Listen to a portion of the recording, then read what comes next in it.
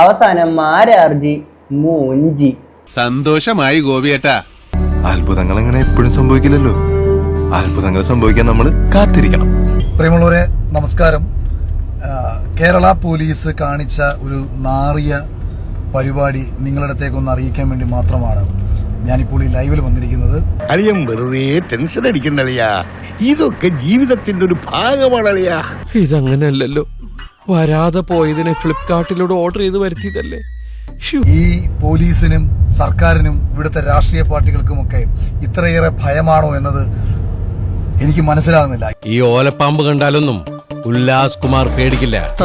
തൃക്കാക്കരയിൽ ഇവിടെ നടന്നുകൊണ്ടിരിക്കുന്ന യഥാർത്ഥ മാറ്റങ്ങളുടെ അവസ്ഥകളിലെ തിരിച്ചറിഞ്ഞ യാഥാർത്ഥ്യം ഇന്റലിജൻസ് ബ്യൂറോയുടെ റിപ്പോർട്ട് തൃക്കാക്കരയുമായി ബന്ധപ്പെട്ട് എന്താണെന്ന് വ്യക്തിപരമായിട്ട് എനിക്കറിയാം. പേടിയുടെ കാര്യം പറയുമ്പോഴേ ഇപ്പൊ നിങ്ങൾ ചിലരും വിചാരിക്കുന്നുണ്ടായിരിക്കും ഓരോ സമയം നിലപാടുകൾ ഇങ്ങനെ മാറ്റി മാറ്റി പറയുന്ന നമ്മുടെ ജീനെ പേടിക്കേണ്ട ആവശ്യം ഉണ്ടോന്ന്. പക്ഷെ നമ്മുടെ ജി തന്നെ പേടിക്കേണ്ട ആവശ്യം ഉണ്ടോ എന്ന് ചോദിച്ച സ്ഥിതിക്ക് ഉണ്ട് എന്നുള്ളൊരു സാധനം നമുക്കിനി മുന്നോട്ട് സംസാരിക്കാം. അപ്പം ഉണ്ട് എന്നുള്ളത് നമുക്ക് അന്നേരം പറയാം.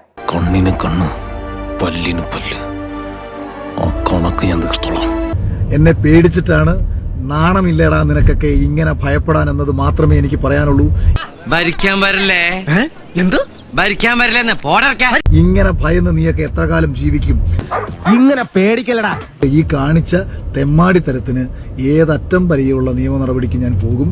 എന്ത് പറ്റിയാളിയാ? എന്തു പറ്റിയെന്നോ? ചിരിക്കരുതേ. എന്തടിസ്ഥാനത്തിലാണ് എന്റെ പേജ് സൈബർ സെല്ലിൽ നിന്ന് റിപ്പോർട്ട് ചെയ്യിച്ചിട്ട് ഇന്ത്യയിൽ നിന്ന് എടുത്തു കളയാൻ വേണ്ടി ഇവർ ശ്രമിച്ചത്? തന്നെ കൊണ്ടൊന്നും കൂട്ടിയേ കൂടില്ല. നല്ല പ്രായണ്ടല്ലേ, വല്ല പണിക്ക് പോയിക്കൂടെ? ജിക്ക് ജിയുടെ FB അക്കൗണ്ടിൽ നിന്ന് മാത്രമല്ലല്ലോ സംഭവങ്ങൾ തുറന്നു പറയാൻ പറ്റണത്.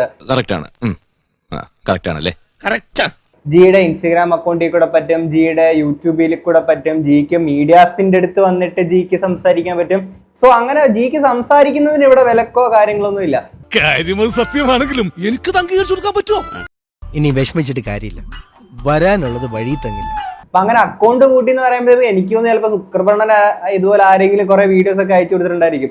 ഇതുണ്ടല്ലേ ഓരോ സമയത്ത് ഓരോ നിലപടി ഇങ്ങനെ മാറ്റി മാറ്റി പറഞ്ഞോണ്ടിരിക്കും. എവിടെയെങ്കിലും ഒന്ന് ഉറച്ചു നിൽക്കടാ ഉവ്വേ, ചിലപ്പോ നമ്മുടെ ശുക്രപർണൻ തോന്നി കാണുമായിരിക്കും. നിങ്ങളിങ്ങനെ തരം പോലെ വാക്ക് മാറ്റി പറഞ്ഞ ആപ്പിലായത് ഞാൻ കേരള പോലീസിനെതിരെ ഹൈക്കോടതിയിൽ പോകും. നാറ്റക്കേസാവൂട്ടാ. യാതൊരു അടിസ്ഥാനവുമില്ലാതെ എന്റെ ഫേസ്ബുക്കിന്റെ കംപ്ലീറ്റ് പേജും നിങ്ങൾ റിമൂവ് ചെയ്യാൻ വേണ്ടി ചെയ്ത പരിപാടി ജനാധിപത്യ വിരുദ്ധമാണ്. ഈ അഭിപ്രായ സ്വാതന്ത്ര്യം എന്ന് പറയുമ്പോൾ രാവിലെ ഒരു അഭിപ്രായം, ഉച്ചയ്ക്ക് ഒരു അഭിപ്രായം, വൈകുന്നേരം വേറെ അഭിപ്രായം, രാത്രി കിടക്കുന്നതിന് മുന്നേ അടുത്തൊരു അഭിപ്രായം, പിറ്റേ ദിവസം രാവിലെ എണീക്കുമ്പോൾ അടുത്ത അഭിപ്രായം. അപ്പൊ ഇതിൽ ഏതാണ് ശരിക്കും നിങ്ങളുടെ അഭിപ്രായം എന്നുള്ളത് കാണുന്ന ആൾക്കാർക്ക് പോലും മനസ്സിലാക്കാൻ പറ്റുന്നില്ല. അങ്ങനെ ഒരു കുഴപ്പമുണ്ട് ജി അക്കാര്യം ജി ഒന്നും മനസ്സിലാക്കണം.